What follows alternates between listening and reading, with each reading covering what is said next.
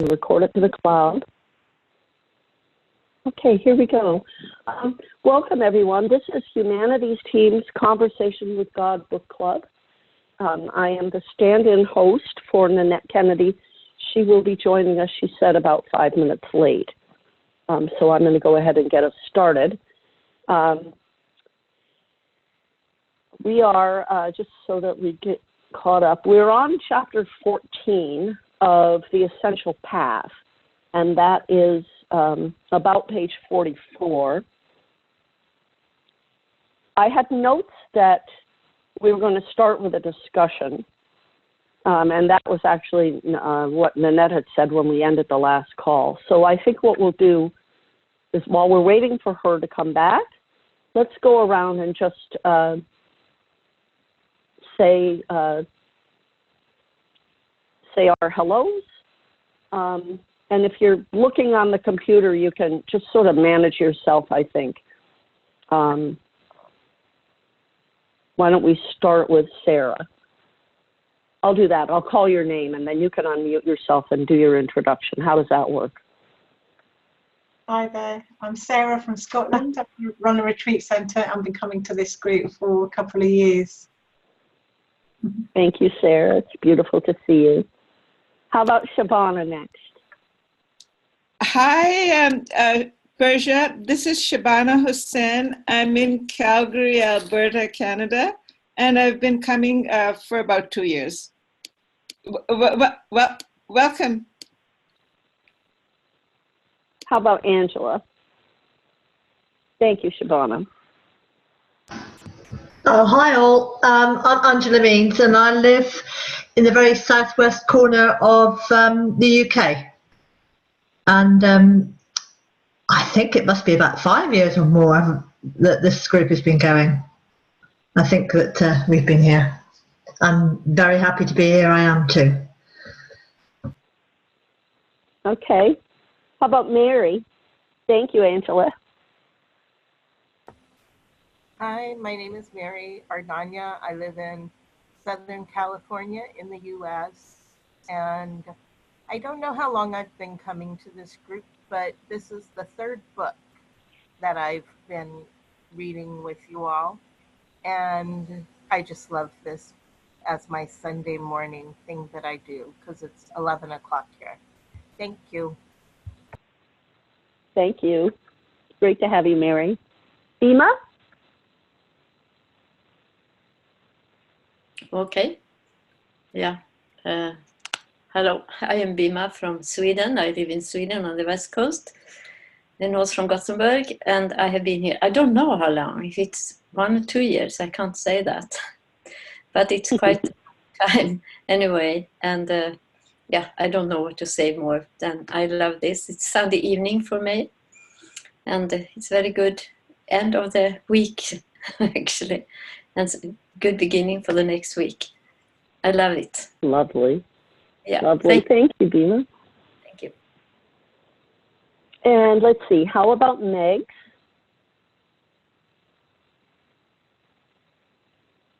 Hey, this is Megs, and I'm here in Alaska in the same room as Linda.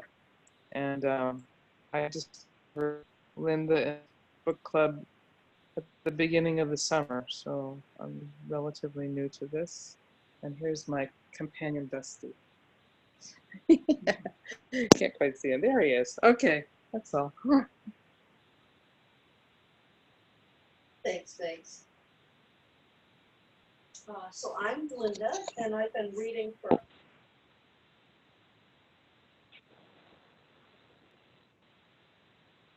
Okay, so this is Linda, and I've been reading, I don't know how many years now for book club. And so we have Nanette to still introduce herself, and also Persia, our new guest this week. So Nanette, why don't you take over, and you and Persia can do your intros. Okay, hello everybody. This is Nanette Kennedy. Can you hear me? Yeah. Okay. I started this book club, I don't even know how many years ago, but it's been at least 5, possibly 6. And we're glad to have you all here. And sorry I'm running late, but that's the way it is. Persia, would you like to introduce yourself?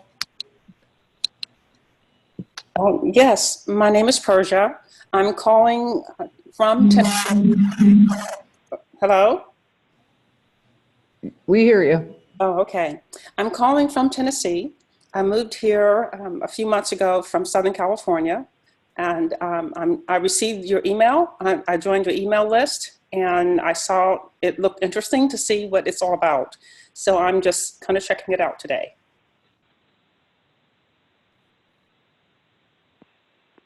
Thank you.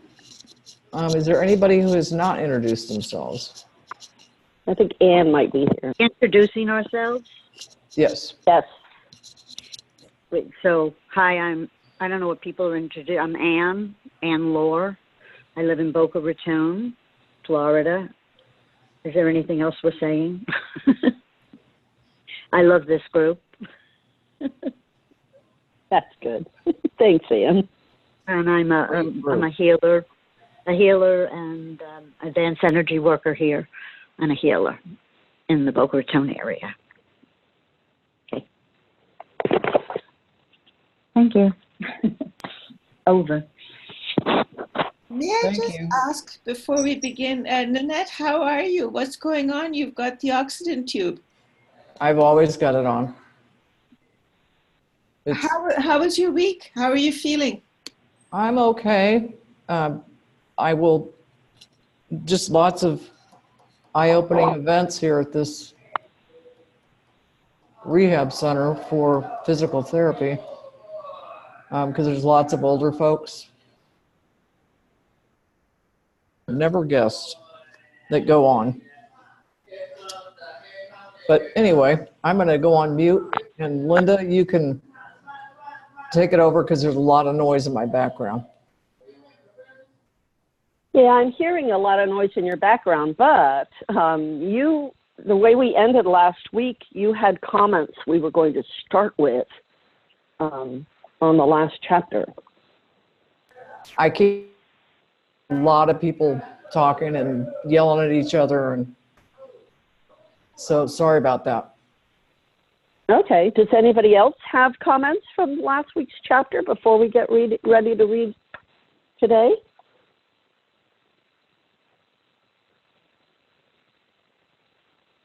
Yeah, can I just ask, Linda? I'm sorry, I wasn't here last week, unfortunately.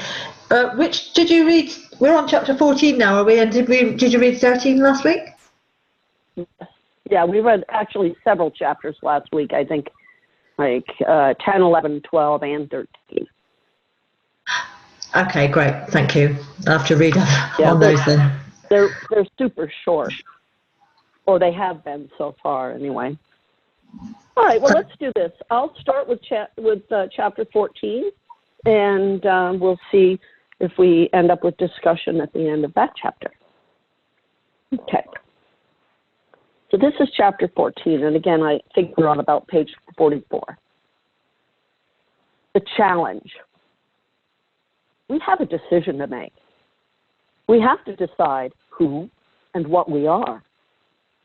This is the most important decision our species will ever make. It is the daring decision.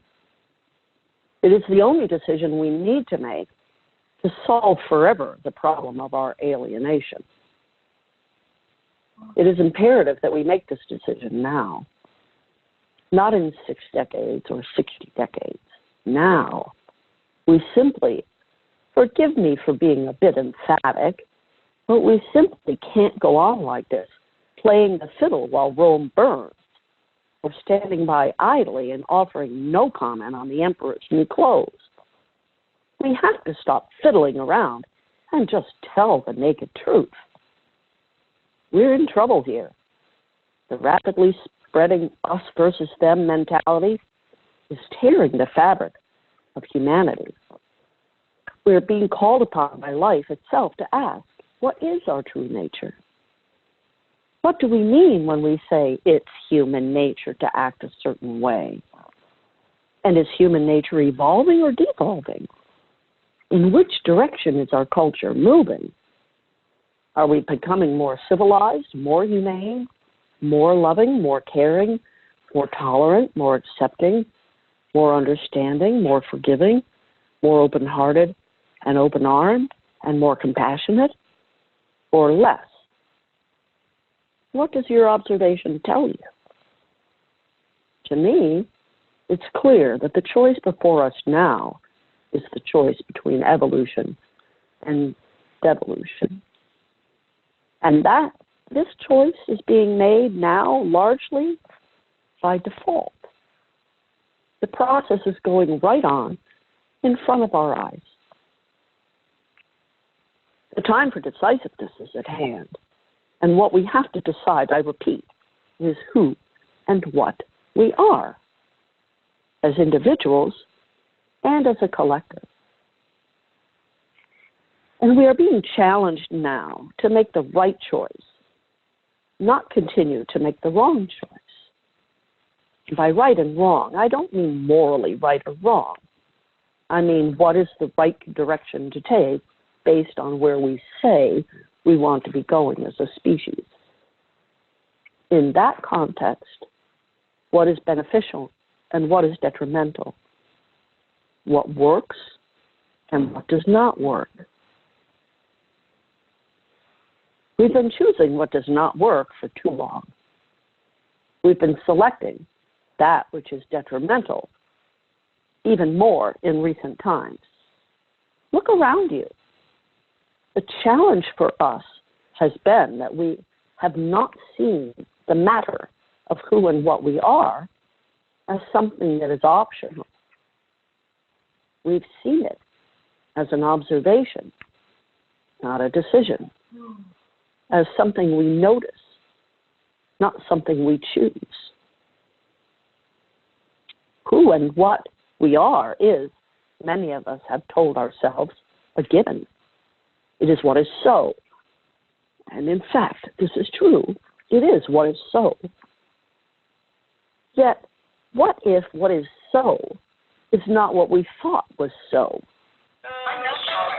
If we imagine human nature to be other than human, if we imagine human nature to be other than what human nature actually is, wouldn't the entire human experience be deformed, distressed, and distorted?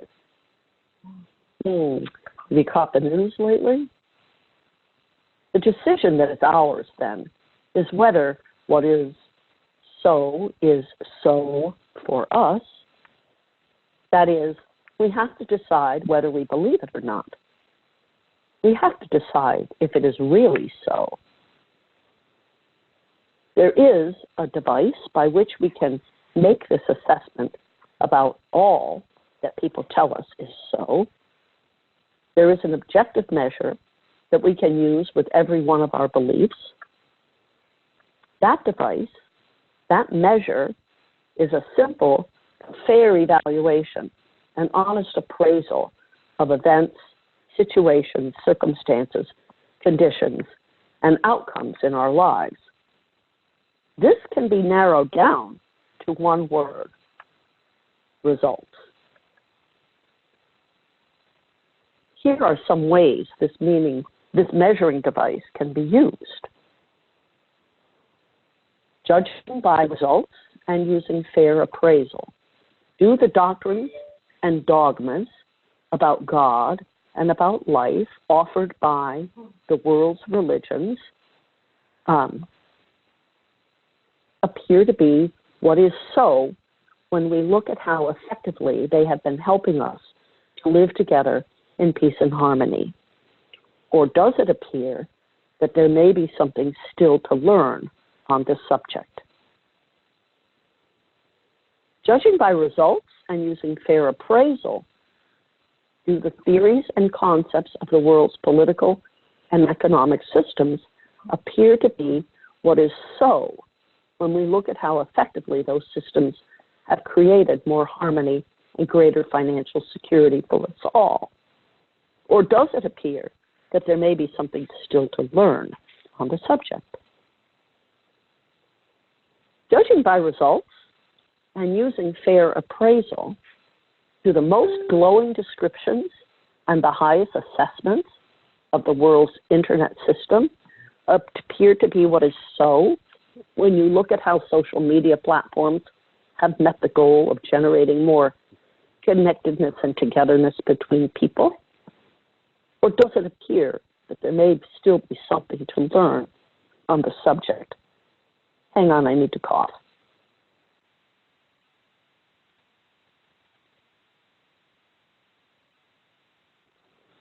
Now, let's apply this measure to the question at hand.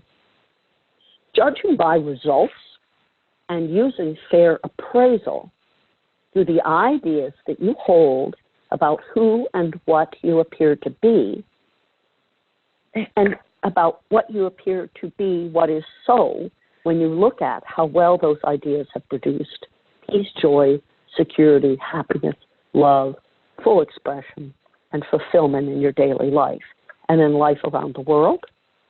Or does it appear that there may be something still to learn on the subject? Might it be beneficial to make a new decision about what is so for us regarding what is so about us? Is it really healthy, to say nothing of being workable, to have made that decision by default, by virtue of having belonged to a certain or particular group? You can make that new decision right now, consciously, not groupfully. I just made up a word right there to describe how so many people make their decisions. But this is not just any decision. This is the daring decision that your heart is leaping to make, that your soul is urging you to make, that your mind is yearning to make. This is the decision that can put you on a new path. If you've already made this decision, let's do it again to confirm it and to clarify what you've actually chosen. We're talking about choosing your identity. And there are two aspects to this decision. The first has to do with who you are, and the second has to do with what you are.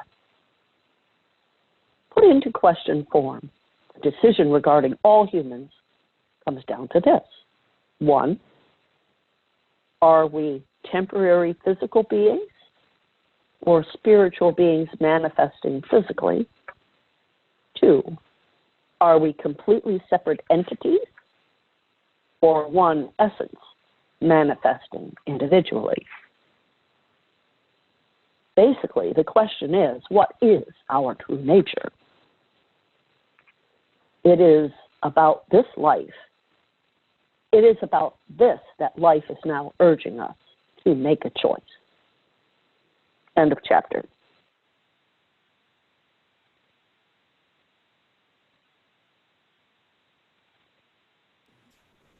Thank you, Linda. Does anybody want to start the conversation?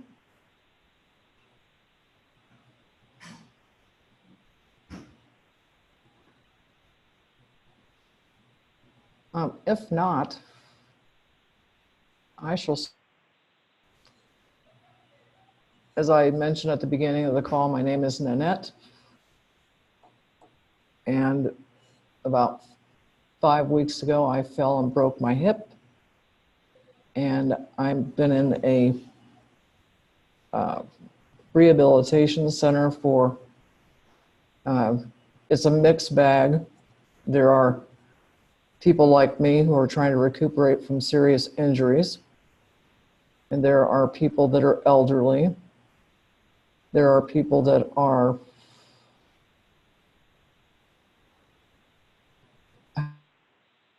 not necessarily with it.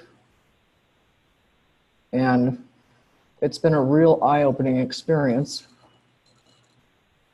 And this chapter speaks to me very loudly,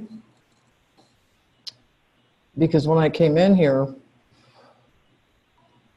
my expectations were one thing, and they are, what's going on here is definitely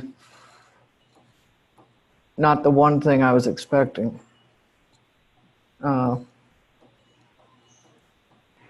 These people are underpaid, overworked, the staff, and the residents are often mistreated, especially if you're elderly. And it's a really sad place to be. And the sooner I get out of here, the happier I'll be. And I also writing something about this experience to try to be part of the solution. And anybody who's had parents or relatives or friends, the things that go on, everything from being given the wrong medicines to the food being inedible. You've got a handful of people that are very, very devoted to this group of people, but most of them are here for a paycheck and they're not making very much money. So it's a very, very sad and hard situation. And I'm not sure how I will confront this. I am a writer, so I'm sure I'll be writing about it. And to find out who I really am and what. So that's what I've got to say at this moment. Over.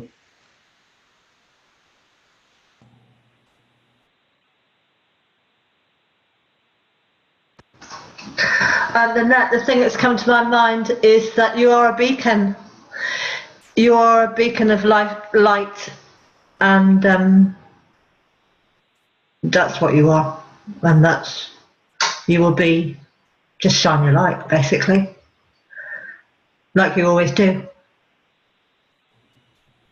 Thank you, Angela. Thank you very much. It's been a trying road, and I'd like to think none of us have seen everything, trust me. I think that's one of the reasons I'm sitting here with my eyes popping out of my head, because some of the things I've seen and witnessed are unbelievable and light. And I think I am being that light to a certain degree. And it's just going to take some time. But thank you, Angela. Over. Hi. Well, if you figure out a way to be part of this solution, I'm all for it too. My friend Daryl's in one of these places, and imagine having Parkinson's but not being able to communicate because you have asphyxia, so that the words don't come out, so you don't have a voice and you can't tell somebody you're wet, please change me, or I'm thirsty, and they definitely don't come up and offer, they don't take the initiative to figure out. If you're quiet, it's like, okay, well then he must be fine, and he's not. And these situations are terrible situations right now. There is no money. They are understaffed and underpaid. And they're also, a lot of them aren't even, like the aides, aren't even aware of anything. They sit around on their iPads or something instead of really even getting up to get someone a glass of water. It's pretty horrible. So I'm looking at solutions too. Over. I will let you know what I come up with. Trust me. Over.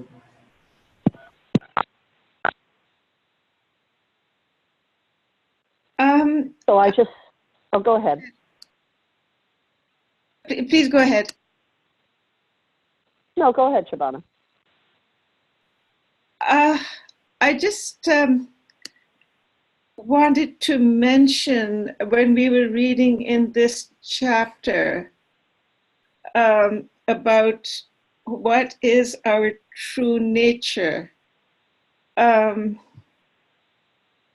the words that Nanette has spoken and Anne's sharing of her friend Daryl's predicament that he's unable to communicate that he needs to be changed.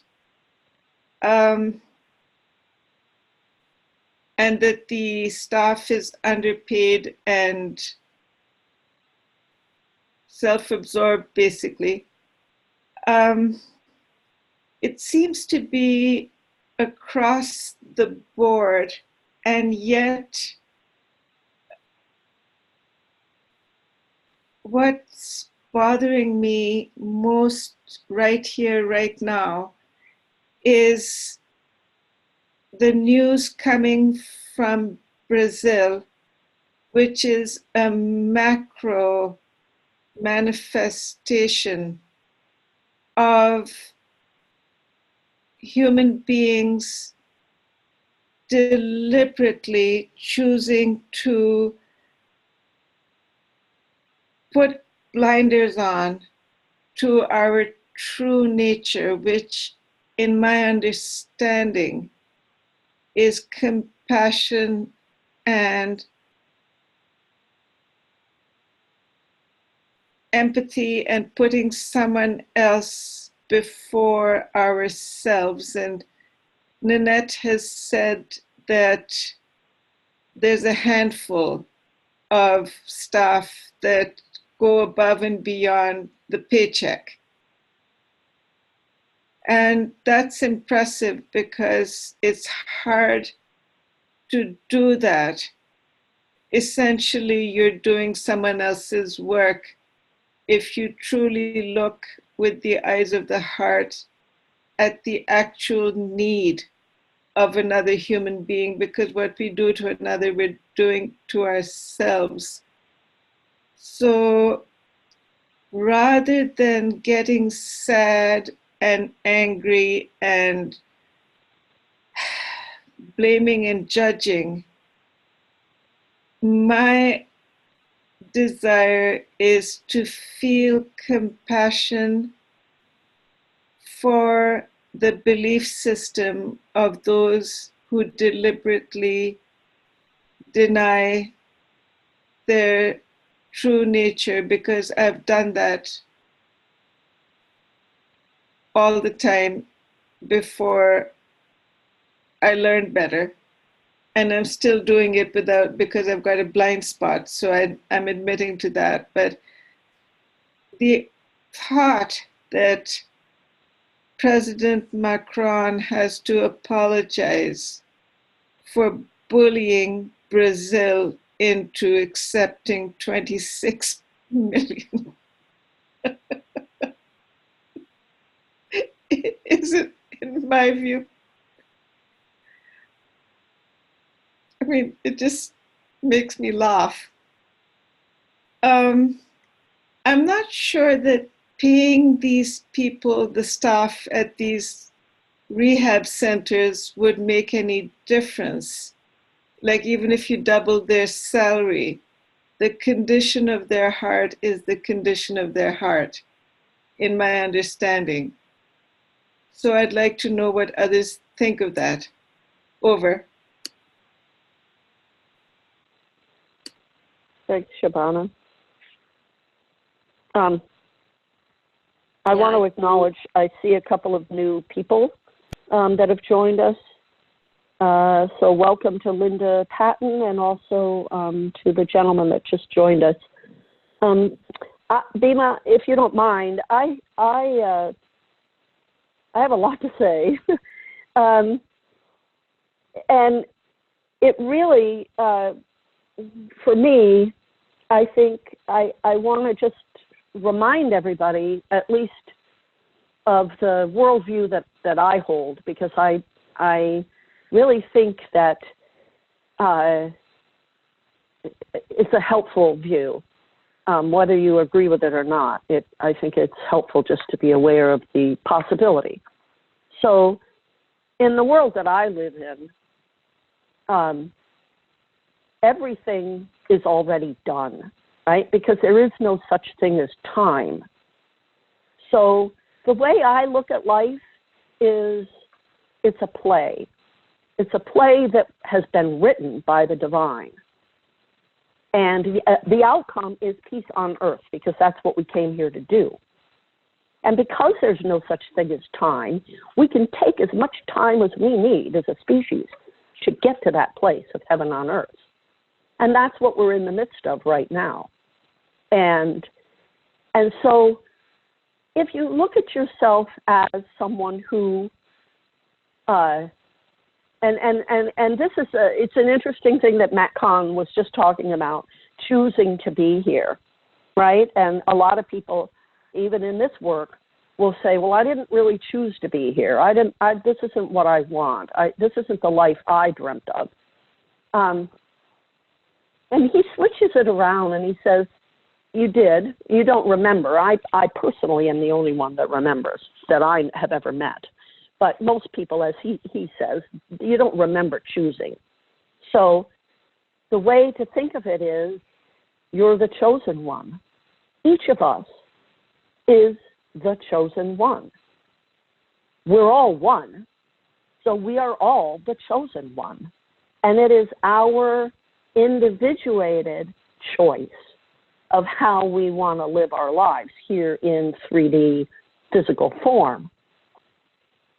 And so when you realize that we're on our way to heaven on earth, it doesn't look like it right now. And certainly the personal experiences that people like Nanette are having, or Anne's friend Daryl in nursing homes, doesn't feel or seem like we're on our way to heaven on earth. But if we accept that and just say, okay, let's say we are, then what happens is when we look out at everything that's happening, we can put it into a bigger context. And we can realize that ultimately what we're looking at out there isn't what's important. What's really important is, who are you being? You're the chosen one. How are you choosing to be? And if everyone were to adopt that approach to life, things would shake themselves out in very short order. I think I'm done for sharing that. Thank you.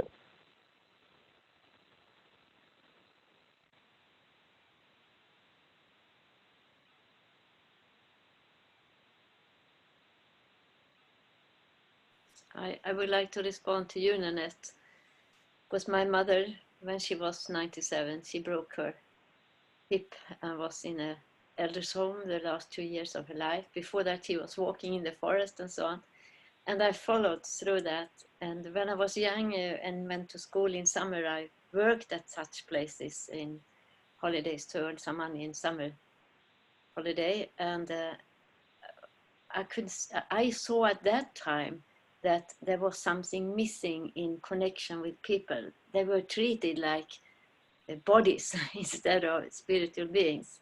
And also I could see that. So I contributed a lot to visit my mother and connected with the personnel and so on, so that she had some better time there. But anyway, I can see in Sweden that it is falling down very much. It has been much better medical care. Now there is no money, it's stress, it's too many people coming. I don't know.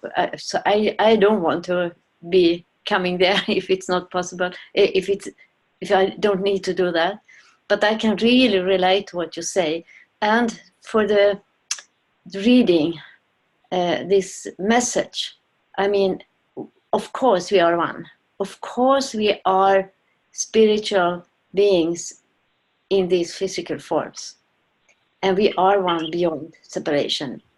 But if I look at the word, I cannot deny all the people that are suffering. That's part of me. I can see, forgive them, they don't know what they are doing because it's machinery. And now today, when we have this broad field of internet, so we can communicate and see and get to know so much more. Just before this call, I was walking in the forest and I was in a prayer saying, please connect me I don't know who I pray to, but to the source. I don't say it's God. It doesn't matter. It's a source. Connect me to the ones where we can unite so completely that we are co-working higher to end this war of separation, because it's horrible and it's historical. And I just remembered when I was walking there, when my mother took me on a movie once. I don't remember, but I remember there was a war. I was shocked. Sweden hasn't had war, so I don't have that experience in Sweden. I just heard of it and so on. But that was when I was a little girl. But anyway, this script is a reminder of where we are and that we can connect.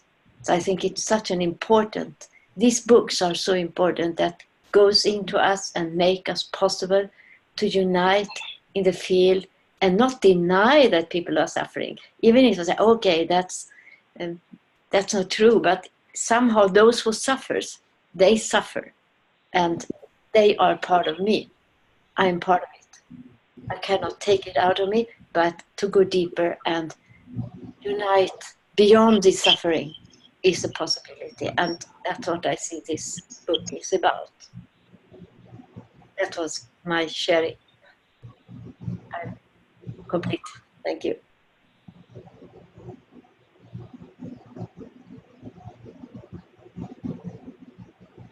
Thank you. I want to thank Linda for your worldview. It was very helpful to me. This is Mary. And I want to address what Shabana said about would paying these people more make a difference. And my thought is yes.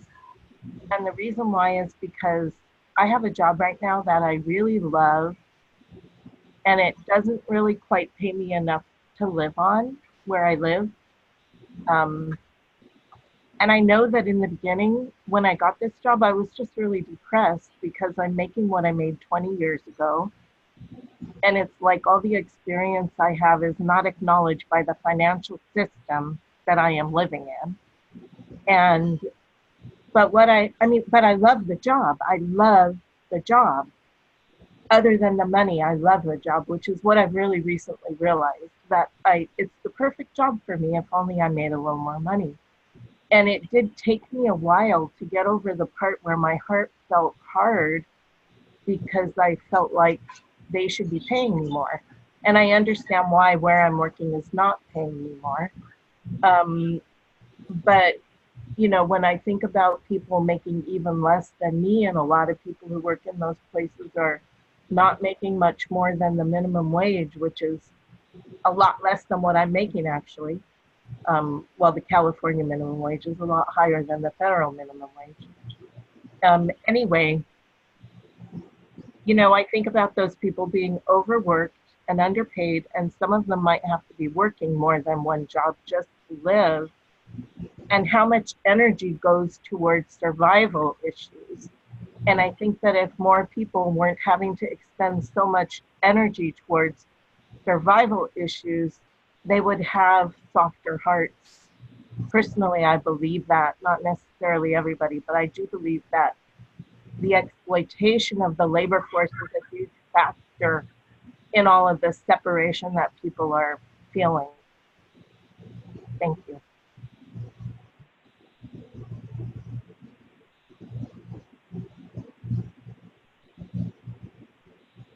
Thanks, Mary.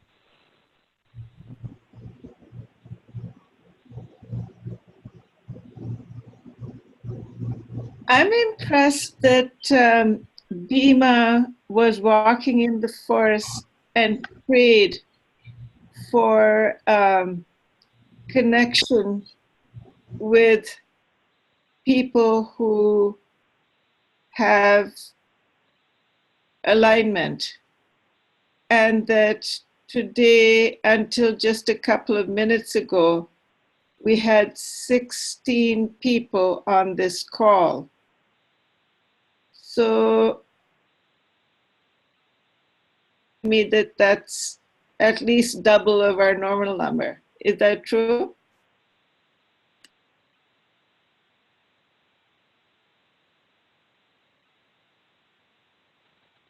there are a lot of extra people that don't usually join us that are here today. That's definitely true. And welcome to all of them. It's very exciting.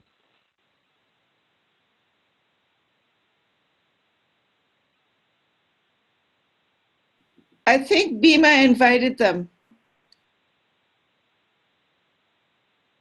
No, I did. Yes, I open my heart that many will be attracted. But thank you, Shabana, for your support. I'm just blaming you for everything, Bima. I'm laughing as usual because you have this humor. I love that. Thank you.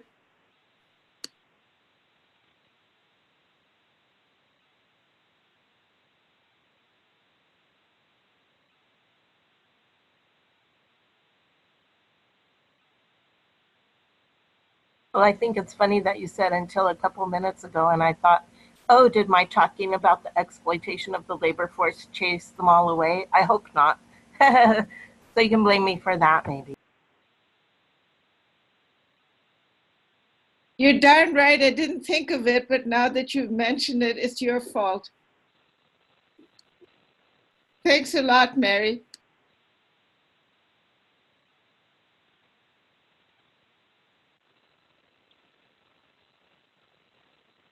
Go on.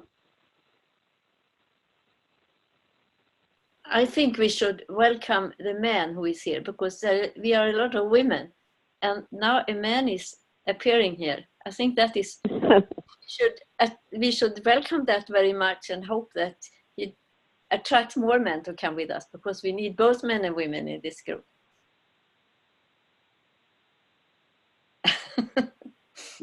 Would you like to say your name and introduce yourself? Hello, can you hear me? Yes. Good. My name is Ethan. I changed it. It should appear down in the corner of your screen there. And I ran into an invitation to join this call on a email from Humanities Team.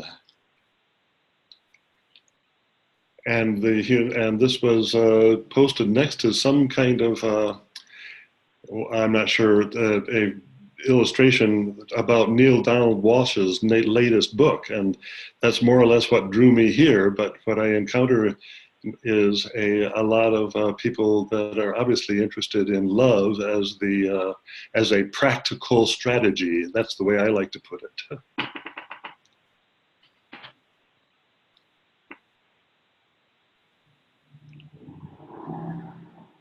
Well, welcome to you. Glad to have you. Thank we you. also see there's someone just with the name M, little initial M, and there's a 607 area code phone number. So welcome to you both, and also to Ethan, of course, and also Linda Patton. I think I mentioned her before, and Persia. You guys are all new with us this week, so that's great. So again, give me some guidance here. We got 10 minutes left. Shall we read one more chapter?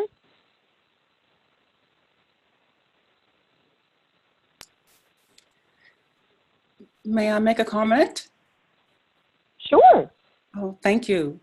As you know, I'm new. This is my first time, and I will not be able to come all the time because it's 1 o'clock where I am, and or it will be when you start, it's 1 o'clock, and I will not always be available on Sunday afternoons at 1 o'clock. But I would love to continue to join this group. I think it is very beneficial that those of us who want to be part of what I call the birth pangs of the new world, you know, when you step back and we look at all of the things you guys were talking about and all of the issues that are in the world, if we look at them like the birth pangs, you know, where there's pain and there's blood and there's maybe, you know, a sense of misery and all of that for a while, but then the baby is born. And so the idea that you're talking about world peace and that that's really our objective, I think it's really great that there are groups like yours who somehow want to participate and do something about that and about bringing that into fruition. And the book, I don't have the book in front of me, but I was listening to you read it, and it talked about choice.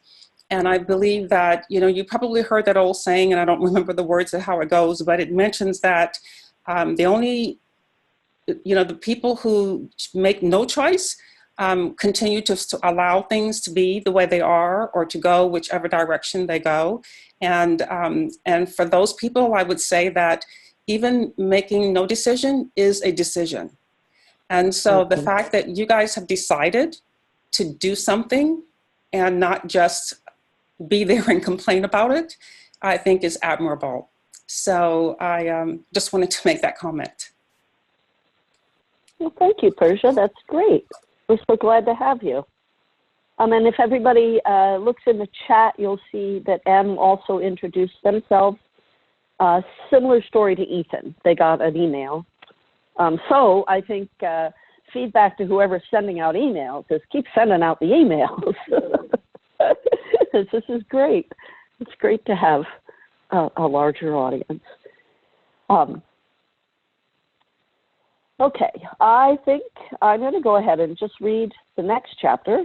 It's fairly short, The Choice. And then for those of you that are not familiar, we usually have Shabana do a very short meditation at the end to bring everything into closure. So here we go. Chapter 15, The Choice. Many people have not thought a great deal about the first of the two elements that make up their identity. Looking at it now, let's see which of the choices that life has placed before us is most likely to produce the experience you desire. Choice A.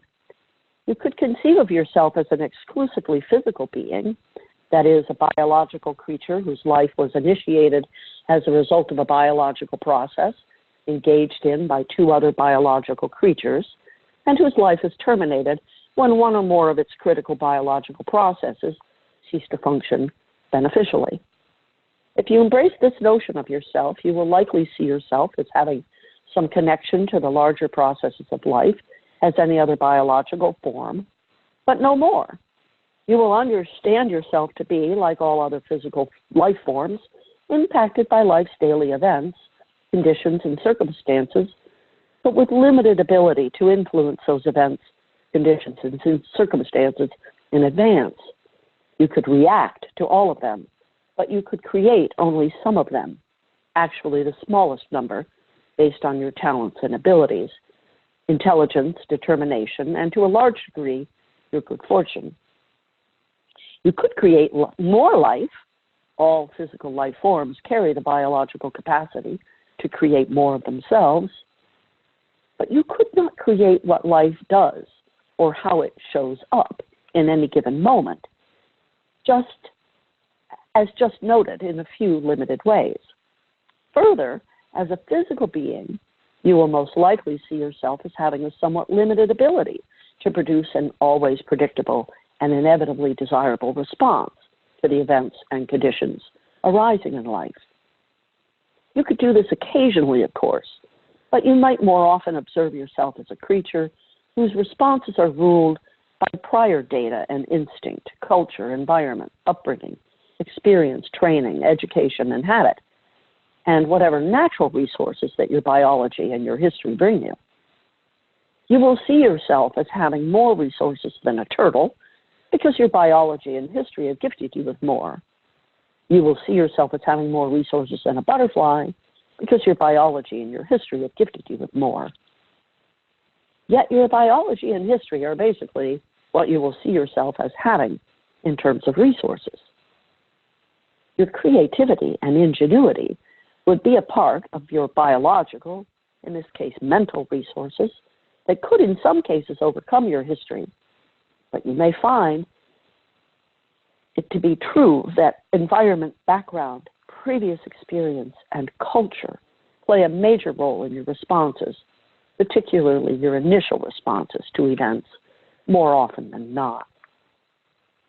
In summary, as a physical being, you will most likely see yourself as having to deal with life day to day, pretty much as it comes, with perhaps the smallest amount of what could be called control, based on advanced planning, etc. And you would know that at any minute, anything could go wrong, and often does. Finally, as a physical being, you will most likely experience that you are here, on Earth that is, for no reason in particular, and certainly no reason that you had anything to do with.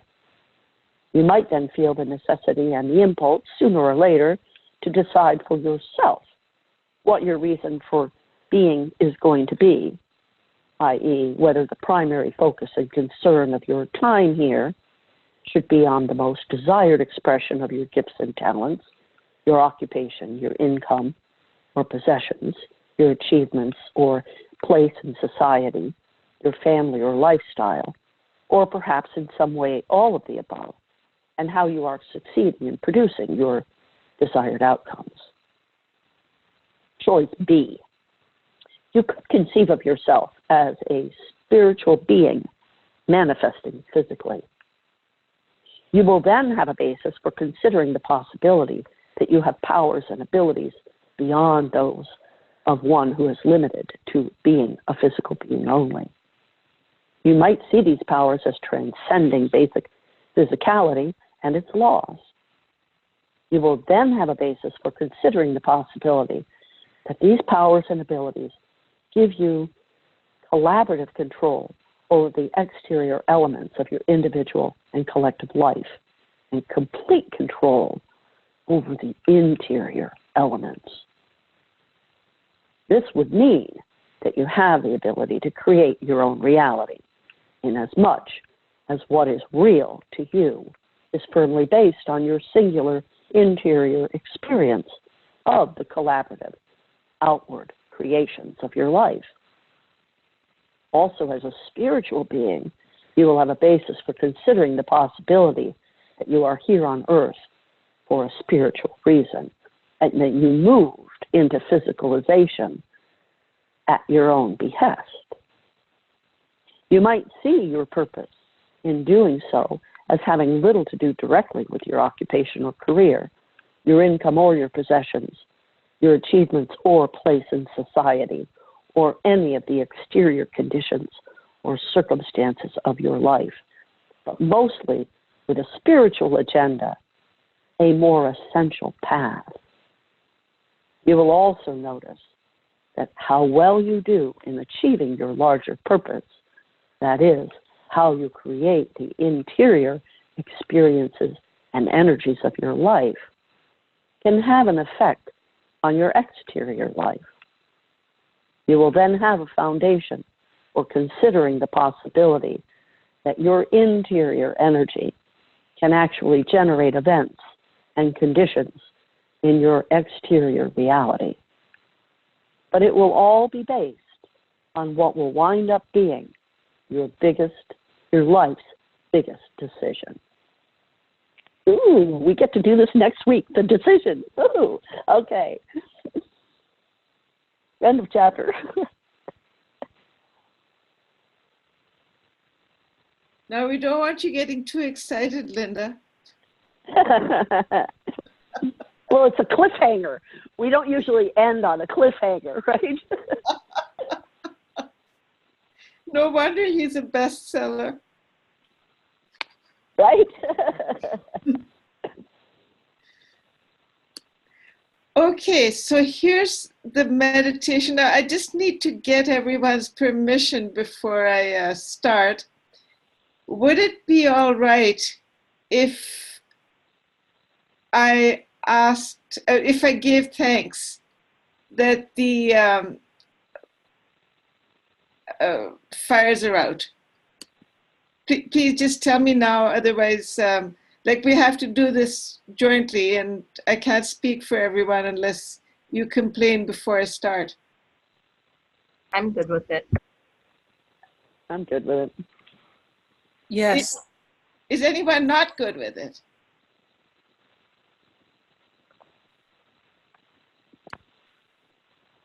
Good, I'm good with it. Lord God, we are primarily spiritual beings, and the glue that holds the universes together is love. And there's nobody who hasn't got blinders on. We're all competing with you. However, this blaze in the Amazon, like the fires all over the world, on every continent, can and are extinguishable. And we thank you that this group, which has been united for several years, is now bigger than ever because our hearts want only the very best and highest expression of love, unity, and the highest expression of what is truest and most beautiful. So we thank you now for the outcome, which is best because we're united in joyfully accepting it. Amen.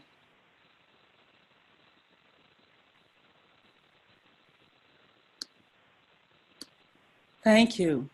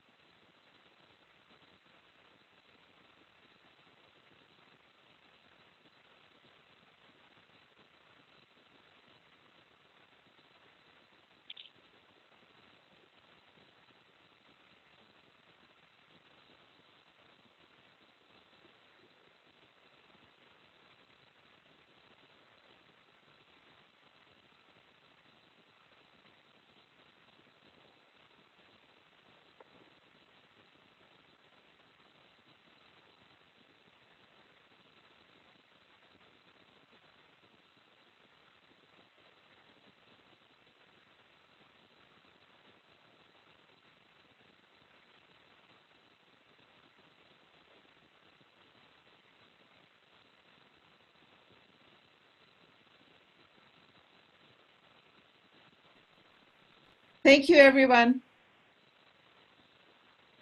Thank you, Shabana. Thank you, everyone. Thank you, Yes, everyone. thank you, everyone. Go Thank out and be the you. chosen one.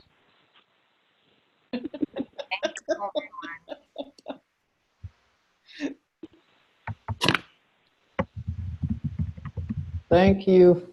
Bye, Bye-bye. everybody. Bye, Nanette. Take care. I will. Bye, everyone. It's nice to see Bye. you. Yeah. Love you Bye-bye. all. And a lot of people listen to these, which is why we record them. So that is why we record them. A lot of people listen to them not live.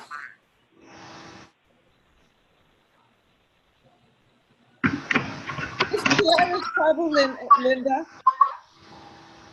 Say what? Stay out of trouble. Oh, yeah. You're chosen to stay out of trouble. Yeah, you know, we had the, I'm going to stop the recording. Hang on.